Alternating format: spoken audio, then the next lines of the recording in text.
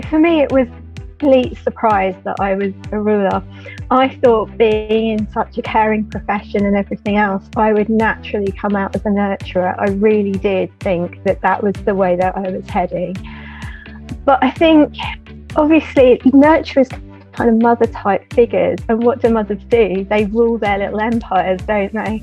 And I think really for me that's what came through, this idea that, you know, as well as having that nurturing half of me, there's still the half that kind of counts the pennies, makes sure there's food in the cupboard, keeps building on ideas, keeps helping people growing, and keeps bringing those ideas coming through. So it was a surprise, but when I did kind of look and read through, it did make perfect sense for that kind of matriarch figure for me. So that's been something that I've connected with quite a lot, and it's been really a revelation for me, because it's allowed me to empower myself, and it also balances out a little bit of that nurturer tendency to overgive, because I think that